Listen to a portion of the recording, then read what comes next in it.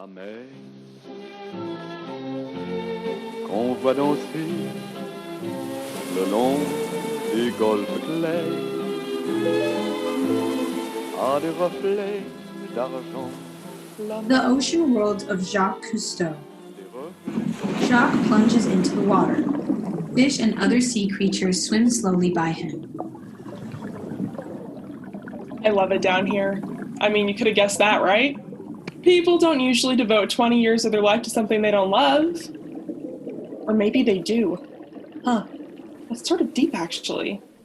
You have a lot of deep thoughts like that down here. I guess that's why they call it the deep blue sea. Little diver humor for you there. All right, I'll stop. Anyways, I love it here. Too much, I think. Whenever I'm up there, it feels like I'm just waiting to come back down. On the surface, people have all these expectations of you. They want the idea of you, the you that can somehow make their own miserable life better. All they can do is want from you, and they don't even know it. And it's not their fault, but they're people, and they can't help it. It's their nature. A fish swims up to Jacques. Good morning. Good afternoon. It's actually 2:00. Okay, asshole. I was just trying to be polite. I'm a fish, for God's sake. Do you think I own a watch? Well, I suppose not. My apologies. You have such lovely fins. I'm Jacques. What's your name? Belinda. And if you'll excuse my asking, would you happen to be a lionfish? Yes, obviously. I've never seen a lionfish of your size before. It's really quite astounding. Oh, my size is astounding?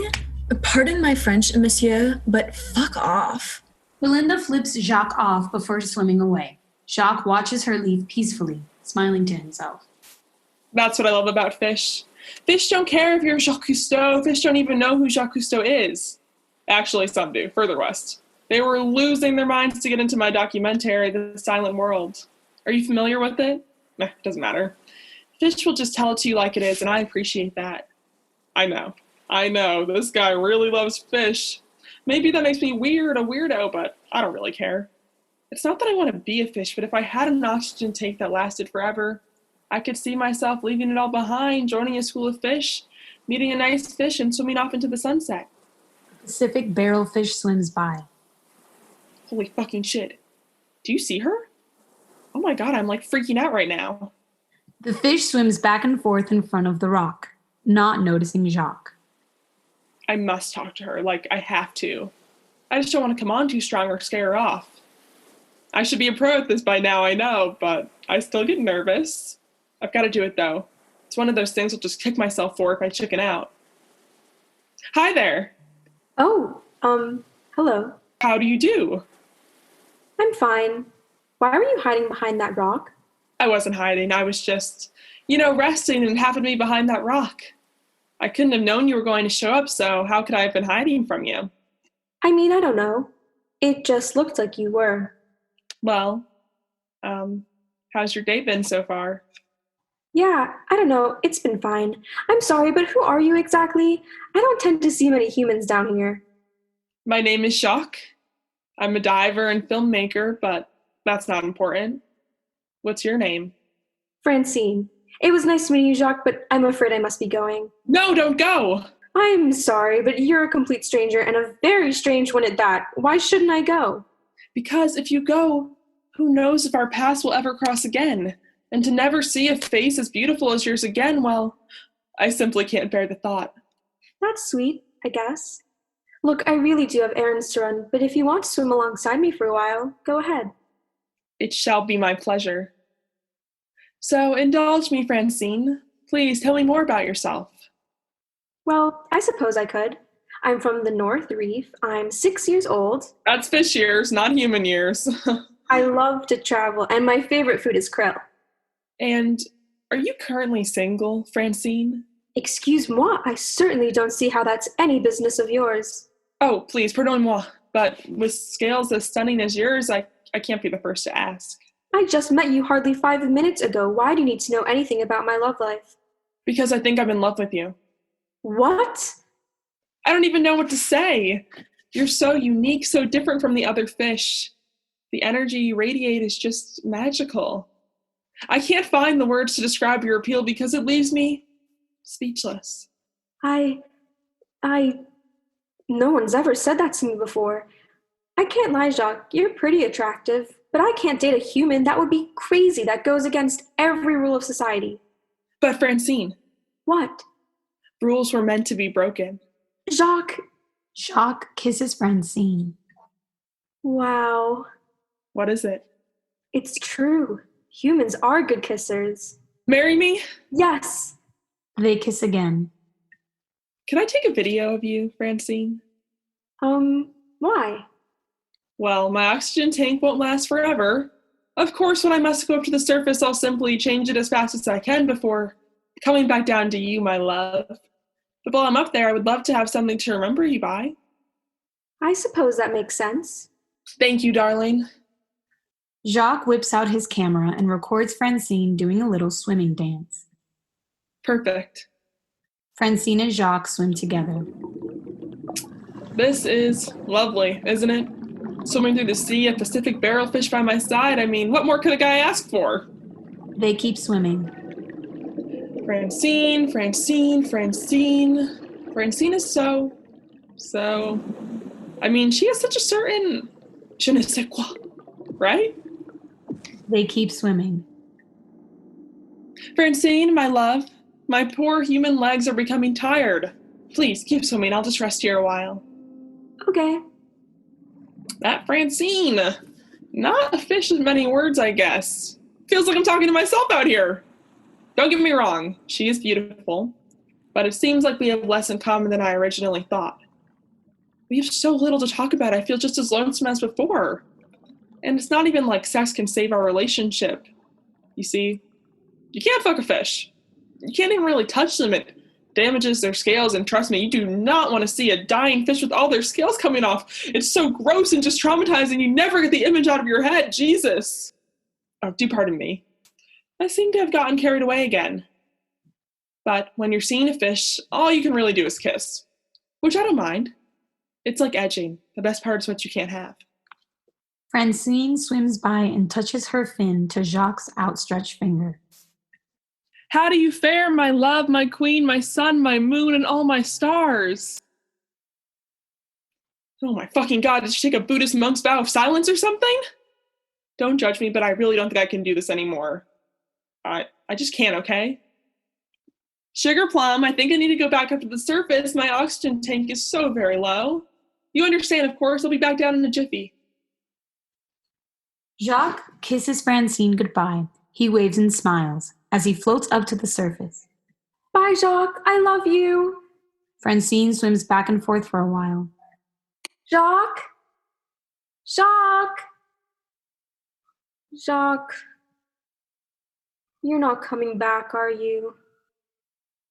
Where did I go wrong? The quiet thing. I bet it was the quiet thing. Fuck. I really should have tried harder to make conversation. It's just like, maybe an anxiety thing, I think. When I was young and in my first years of school, which, as you may be thinking, is like a school of fish. But anyways, when I was at school, I would get nervous around the other fish, and sometimes I would be so quiet. I just could not, for the life of me, get myself to talk. At home with my siblings, I wouldn't shut up, but at school it seemed impossible.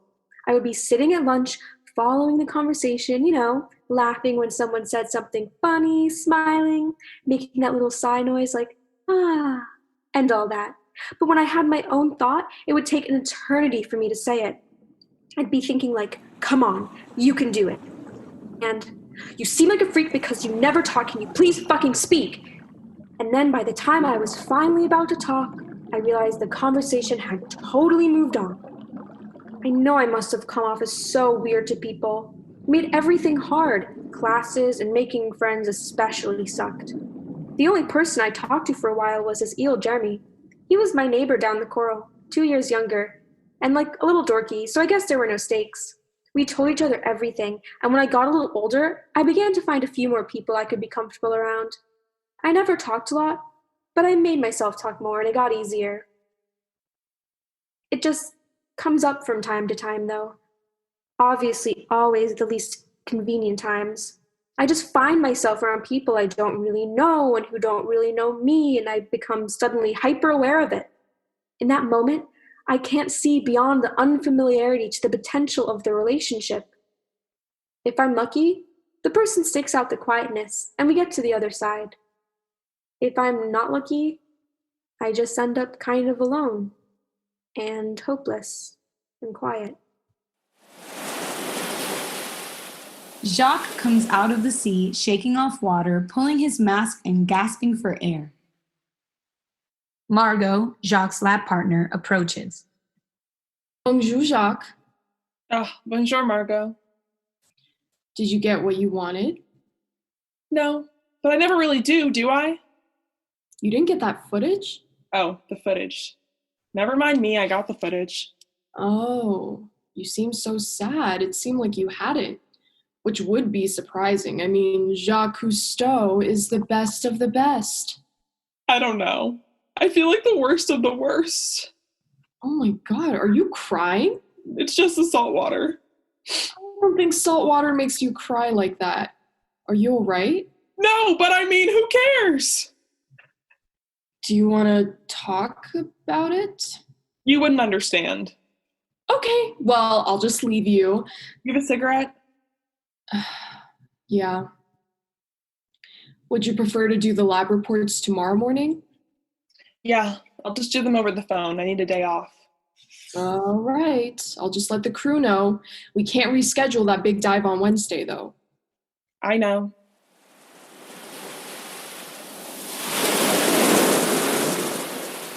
All right. The tanks are full, cameras charged, microphones connected. Shall we go over the itinerary before we go down?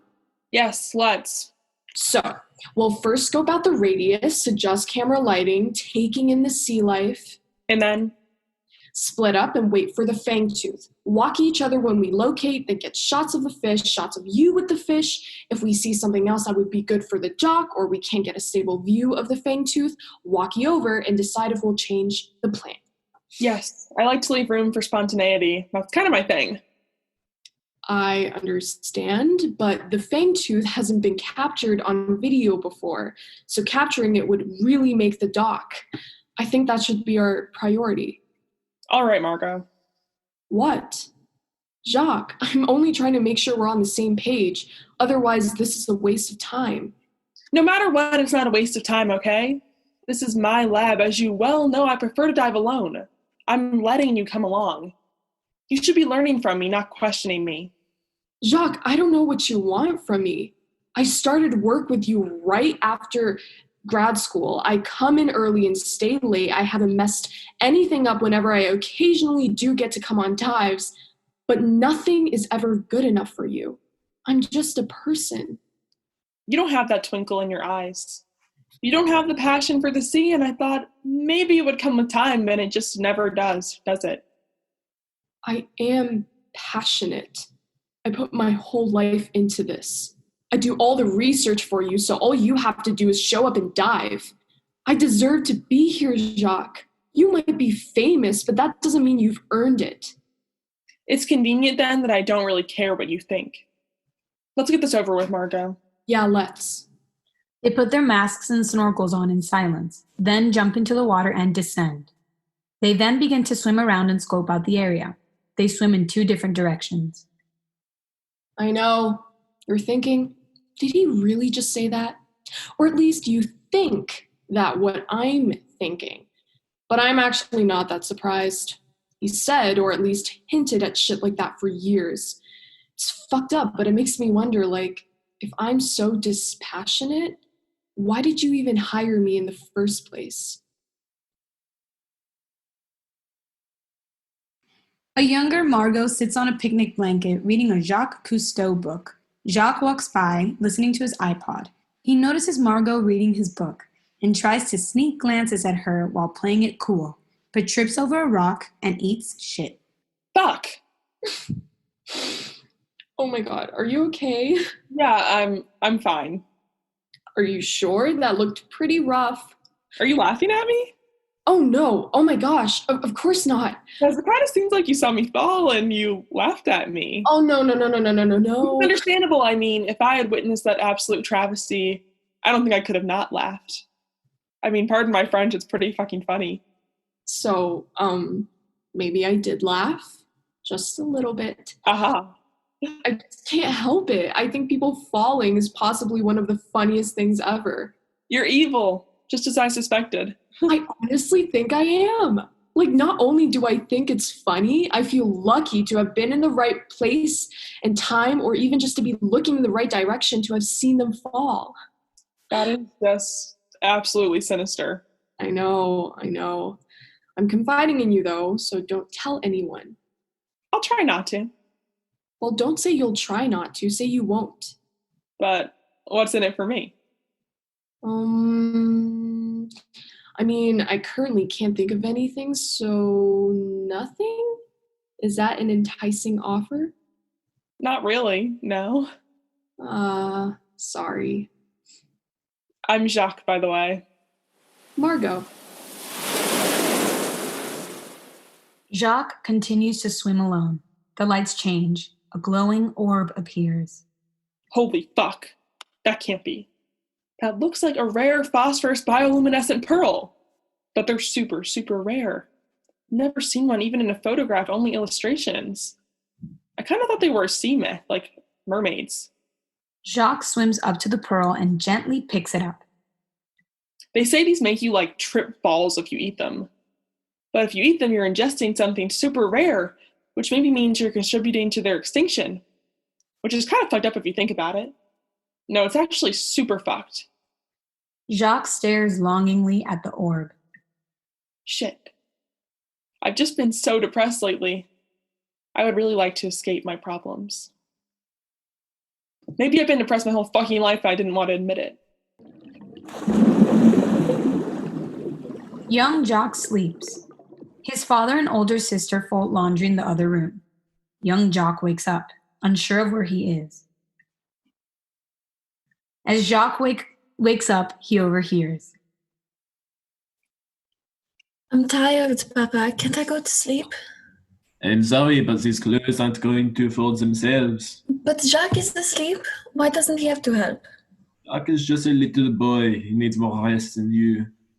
I don't think he needs more rest than me. He just gets more rest than me. He does. When we sleep, we grow, and Jacques has more growing to do. Besides, he's too young to fold properly. He would just slow us down. I can't wait for Jacques to grow up. Then he will have to help me with all the chores.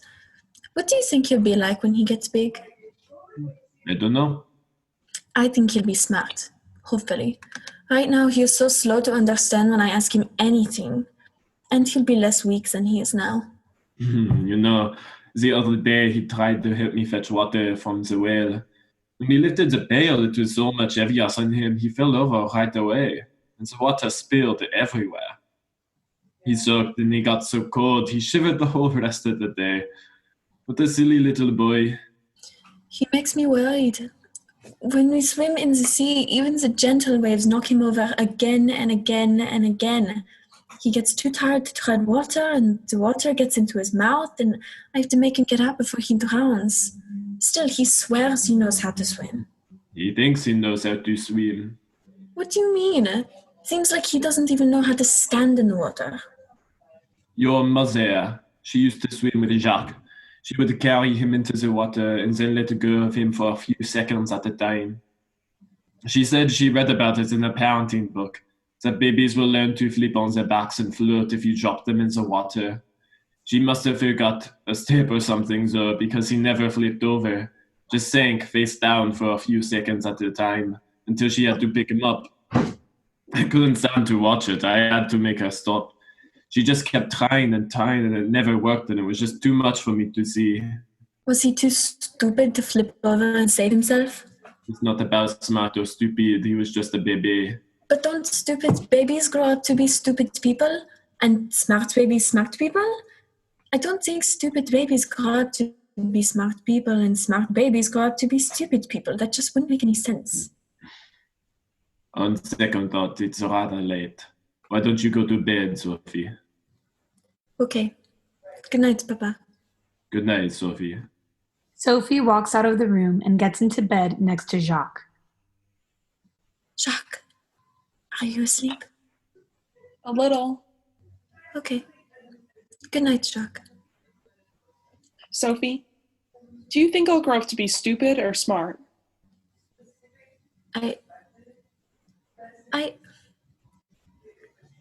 I don't know. Good night, Jacques. Good night. Jacques cries a little, thinking about how unhappy he is. He stares at the orb. He wants to eat it so bad. He cries harder and ungracefully crams it into his mouth, sobbing. He swallows it and sobs. Then, Fuck. Oh my god, why did I do that? What the hell is wrong with me? I just fucking ate an ultra rare organism. For what? To get high? Am I 14 fucking years old? I am supposed to be an esteemed scientist and oceanographer. 6 years ago, I won an award for conservationism, making a positive impact on the planet. My life is a lie. It's all a lie. The lights and sound go crazy, and Jacques begins swimming dizzily and out of control. The sound and lights crescendo, and then suddenly it's all white and silent. Jeremy, the eel, appears. Hello there, human. Can you see him too? I hate talking to strangers when I'm high. Jacques avoids eye contact and swims to the corner, twiddling his thumbs and acting like he doesn't see Jeremy. Are you kidding me? Hey, I can see you. Oh, hey! Sorry, I didn't see you there. You really didn't see me? Because I feel like you did.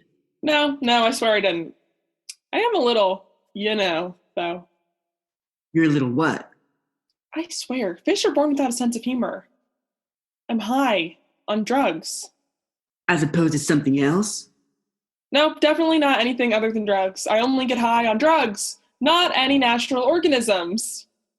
You ate the pearl, didn't you? No, I didn't! I mean, what pearl? I have not a clue what you're talking about. I never heard anyone do that in real life. Do what? In stories, people always blurt something out they weren't supposed to reveal. And then afterwards they say, and say something completely different, and everyone just acts like they never heard the first thing they said, even though they did. So anyways, you ate the pearl. No. I don't care, dude, but that's a bold move. Those pearls hit different. You're in for a trip. A good trip? Last time I did them, I thought that my saliva had turned into acid. So I kept spitting and spitting until my mouth was completely dry and I was spitting up bile. Then I realized that since I'm underwater, the water I was spitting and swimming in was full of acid, and I started freaking out so much that I swam to the surface and laid on the sand. I could have completely dried out and died, but luckily it started raining, and once the high eventually faded, I got back in the water. Shit's fucked though, man. I could have died, like, for real. I'm gonna be honest with you, that didn't make me feel a lot better. Yeah, sorry. I live in a cave right down the way. You could come chill for a little while, just so you're not alone out in the open when you start rolling, if you want. That sounds great. Cool. Just follow me, I guess. Jacques follows Jeremy, passing some distance together as they come up to the cave and entering. Welcome to my humble abode. My friends call it the man cave. Because, get it? It's like a cave, and I'm a male eel. Jacques is beginning to roll. He blinks dazedly. Yeah, well, I guess you just had to be there. Do you want to sit down? Sit? Jacques nods very slowly. Okay, let me get you a seat. Jeremy exits and returns with what is clearly a Jacques-sized cage. Here you go, one super comfy chair. Just hop right in. He drags an unaware Jacques into the cage. And I'll just close the door for extra comfort and just lock it up for your safety. And there we go. Jacques begins to fall asleep. That was so much easier than I expected. Humans really are dumb as shit. Jacques wakes up. He isn't high anymore. Oh, I feel like shit. That pearl did hit different. Jacques goes to get up and slams his head on the cage. Ow! Oh my god, what? Jacques starts banging on the cage and shaking the rails, desperately trying to get out. How did this happen? Let me out! Help! Someone, please help! The famous oceanographer Jacques Cousteau is trapped in an underwater cage! Help! Jeremy enters. I trust that you slept well. Hey, it's you! Can you let me out? I somehow got locked in this cage. Are you dim? No? I'm locked in this cage. Jacques, I locked you in there, obviously. Why would you do that? I didn't do anything to you. We only met each other last night. I guess I did it because I wanted you to know what it feels like to be trapped. And now you are trapped in this cage, so I guess you do. It's probably pretty similar to how a certain Pacific barrelfish Francine felt when you trapped her in a loveless marriage. Sound familiar? Jeremy kicks Jacques' cage. Ow! What are you even saying? How do you know Francine? Jeremy kicks him again. Guess. Jesus, I don't know. What did you say your name was? I did it. Jeremy. Yeah, it doesn't ring a bell. Jeremy, the eel.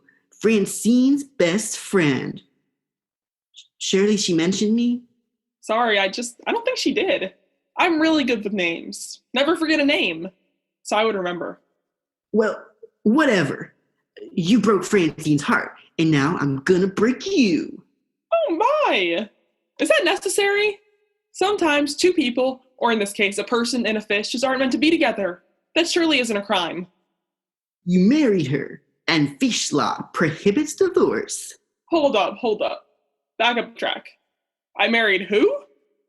You married Francine. You asked her to marry you, and she said yes. I never bought a ring or signed a paper or said a vow. Trust me, we are not married. Fish law certifies marriage by a verbal contract alone. She can't have paper records underwater, obviously. So when you asked Francine to marry you, and she said yes, you legally became married. Now Francine can never marry someone she actually loves. You ruined her life, and you're gonna pay. I'll make sure of it. I cannot believe he said that to me.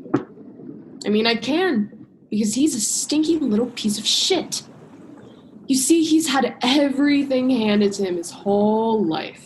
He does the bare minimum, and people rave and bathe him in awe. So naturally, he thinks he's God's gift to the fucking earth. I don't think that excuses it. It's because he's a man. If we had to survive off what he actually brings to the table, well, we'd starve. Yet somehow people come away with charming. I don't find him charming anymore. At all. I didn't used to bite my tongue around him. In fact, I didn't bite my tongue around anyone. I just spoke my mind all the time, and it didn't matter what anyone thought. I didn't care. It made me happy. To be young and smart and unafraid of anyone and anything. It was like nothing could hurt me. I guess I was like Jacques. But then I met Jacques. Of course, I didn't see myself changing then, but I'd see it now. His opinion meant a lot to me, although I don't know why. Well, I guess I do. I listened too much to every comment he made, everything he ever said about me. He did it in a sly way so as never to seem mean, selfish, or uncharming, but he must have had a lot to say. I was always too aggressive or too intense or too mean. Margo, why are you always so mean? First, I thought that was what he liked about me. It's funny that the meanest person I ever knew has made me feel evil. But I know too much for him to replace me. He can't train someone else to know him like I know him, to know the projects I know them. The projects do well, but I'm not happy. All my work, all anyone sees is Jacques. Jacques gets all the recognition, all the praise. He somehow always forgets to mention me. I guess he does have to live with knowing he's a big, fat phony. But somehow he lives. He sleeps at night. I'm sure better than I do. Fuck Jacques Cousteau. Fuck Jacques Cousteau. Fuck Jacques Cousteau. Francine enters, slowly swimming up behind Margo. Fuck Jacques Cousteau! Excusez-moi, mademoiselle? Oh, I'm so sorry. I didn't mean to yell. Did you say Jacques Cousteau? I'm guessing you want to be in the documentary. Oh, honestly, sister, he is not all he's cracked up to be. You might want to keep swimming along. No, I don't want to be in the documentary. I know him. I'm sure. Hey, I do know him, so lose the attitude. We're married. You and Jacques, you're married. Good one. There's nothing to laugh about. We are married, and he's completely disappeared since our wedding day. Well, first of all, honey, I don't see a ring on your fin. Second of all, you're literally a fish. So there's no conceivable way you married a human. I'll show you. Come with me, or you might never see your darling Jacques again. My darling Jacques? I was just chanting fuck Jacques Cousteau. What makes you think I even want to see him? That's fine. Oxygen tanks don't last forever, even when they belong to Jacques Cousteau. What's that supposed to mean? Exactly what you think. Okay, bye. Fucking stalker. It definitely doesn't mean that I have Jacques captive in a torture chamber and something very bad is going to happen to him if you don't do what I say. Jesus fucking Christ. This is what you call a lose-lose situation. As you may have gathered, I don't particularly want to see Jacques' stupid, ugly face at the moment, much less do I want to save his worthless life. Also, this fish seems a few donuts short of a dozen, if you catch my drift. I'm not trying to swim to some random sea cave just for Jacques to not even be there. In fact, this could be an elaborate ruse to kidnap me. Just kidding. I'm not stupid enough to get kidnapped by a fucking fish. I hope Jacques thinks I'm really, really mean after I save his life. Okay, show me where you have Jacques. 5 years previous, Margo and Jacques sit in the lab, poring over files and papers. It's late. Jacques, we need to talk. What about? I think you know. There's nothing to talk about, Margo. Jacques, What? you're being a real dick right now. Maybe you're being a dick right now. It is so fucked up that you're doing this. Look, this is about the other night. There's nothing we need to talk about. We were both drunk. You got caught up in the moment. You didn't mean what you said. Yes, I did. And I'm not sorry I said it either. It's been how I've felt for a really long time now. It was eating me away from inside, and I'm not going to hold everything in all the time just because it would be easier. I have feelings for you, Jacques. Are you really not going to say anything? It's not easy for me to say this, you know that, right? This is a nightmare. I'm just really confused right now. You don't have to be confused. You don't even have to feel the same way, but you can't say nothing. I need an answer. An answer? Do you like me back? Yes or no? I don't know what you want me to say. I don't want you to say anything. I want you to feel the same way. Which is fine. It's just that if you don't like me like that, I wish you wouldn't have said and done so many things to make me feel like you did. What did I do, Margo? You're being ridiculous. The way you looked at me and flirt with me, the electricity when we touch. I'm sorry, I just do not know what you're talking about. Okay.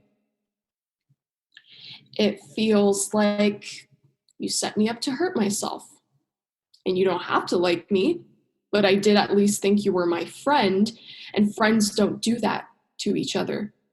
Am I that inconsequential to you? Margo, stop. Fine. Margo and Francine are outside Jeremy the Eel's cave. This is it? Go in. He's in there. Fine. Margo enters the cave. Francine stays outside. Margo is shocked as she sees Jacques in the cave. Margo! Thank God you're here! Oh my God, she wasn't lying. How did they get you? Are you okay? Yeah, I'm okay, but these psychotic sea creatures are holding me captive, and I need to get the fuck out of here. Okay. I'll see what I can do. Margo goes outside. Okay. You know him. I get it. Now let him out. There's only one way I'm letting him out. What do you want? Money? Here's $50, all right? I want a divorce. When you get me that, I'll be more than happy to never see that asshole again. Oh my God, this again. I get that you're out of your mind and all, but human plus fish do not equal marriage. Jeremy pops out of nowhere. Oh, they're married, all right. Ah! Who the hell are you? I'm Jeremy. That's my cave over there. Cool. Your pal Jacques married Francine and then left her for the human world almost immediately. He's absolutely diabolical. But since we're being nice, instead of leaving his useless human corpse to drown... Jeremy, oh my gosh. What? That's just a really dark thing to say. For effect, okay? Francine shrugs. Instead of leaving his useless human corpse to drown, we want to make a deal. If you can go to Fish Court and get Francine out of her marriage to Jacques, we'll let him go. You were really married? Yes. That sick freak. So sorry I didn't believe you. It's just shocking. I mean, I knew he was fucked up, but I didn't think he was bestiality level fucked up. I'm not sure I want to help him. Don't help him. Help me. You're right. I don't want to be trapped anymore. I can understand that. Francine? Yes? Let's go to Fish Court. Fish judge presides over the court. Next, we have the divorce case of Francine the Barrel of Fish versus the State of the Mediterranean. Representing Francine will be Margo Lefebvre. Miss Lefebvre, are you ready to plead on your client's behalf? Good evening, Your Honor. Yes, I'm ready. It's not very often we have human lawyers in my court. That makes sense. I did mock trial in high school, Your Honor. Proceed. Today, I wish to file for the divorce of Francine Barrelfish and her husband, Jacques Cousteau. On what grounds? Your Honor, Francine was manipulated into this marriage on false pretenses. She was gaslighted by a human man in order for him to use her likeness to further his career, then abandoned. Says here they've only been married a few days. It seems early to give up on the whole relationship. Your Honor, we all know that bestiality is quite frankly an abomination. That may be your opinion, but I am a representative of the law, which does allow for interspecies relationships. A human and a fish simply cannot live a life together. They cannot breathe the same air. They can't reproduce. And human inherently has unequal power over the fish due to size and resources alone. And that's besides the point. Your Honor, have you ever felt trapped? Like you couldn't cut ties with a person without losing everything? Perhaps not personally, but I do understand what you're getting at. That's how Francine has been made to feel. She wanted, as we all do, a relationship filled with love, mutual respect, and caring. Knowing this, Jacques Cousteau took advantage of her, all for his own selfish purposes, and left her alone, but tied to his name. This is an obligation she has to honor under the sea, but he can completely ignore once on land. Nothing about this is fair. Your Honor, you have the power. Please have empathy for her and free her so she can live her life to the fullest as she deserves. The fish judge takes some notes and deliberates among herself. The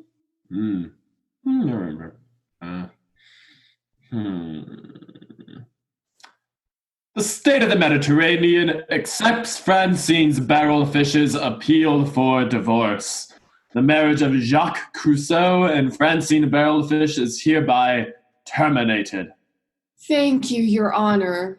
Thus doing my duty. Francine is very lucky to have a friend like you. Fish judge leaves her stand and swims away. Francine rushes up and hugs Margo. Thank you, Margo. That was incredible. Yeah, of course. Hey, I'm sorry I didn't believe you earlier. I think for my own reasons, I didn't want to admit Jacques was capable of this. You've made me realize a lot, Francine.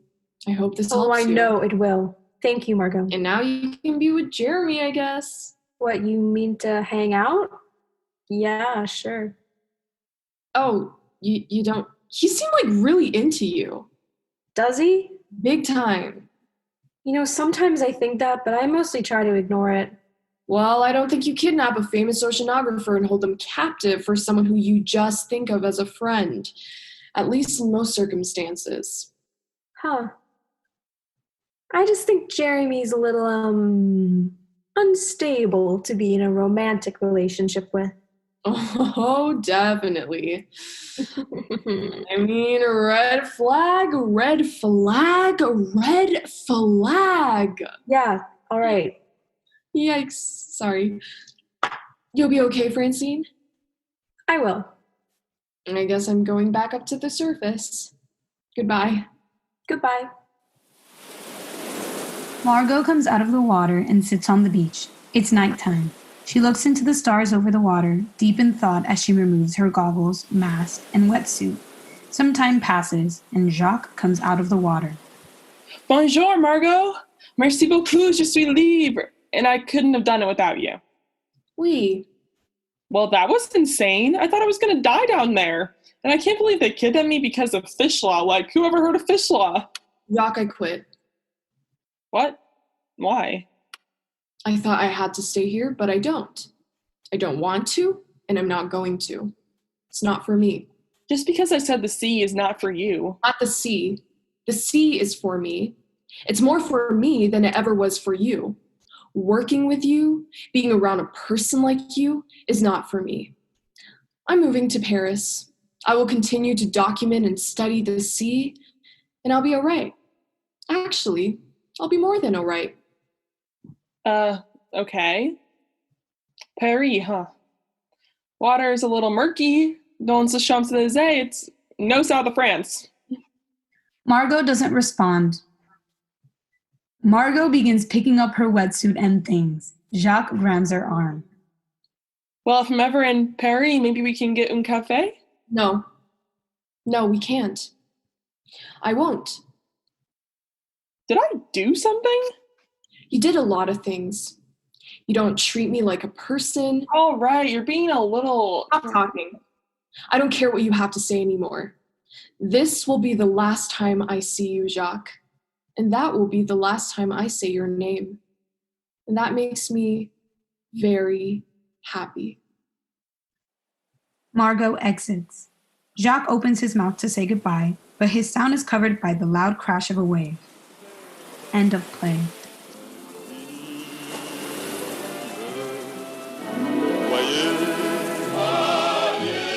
Près des étangs, ces grands roseaux mouillés.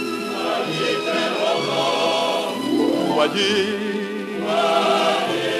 ces oiseaux blancs et ces maisons rouillées. La mer, les a bercés le long des golfes clairs.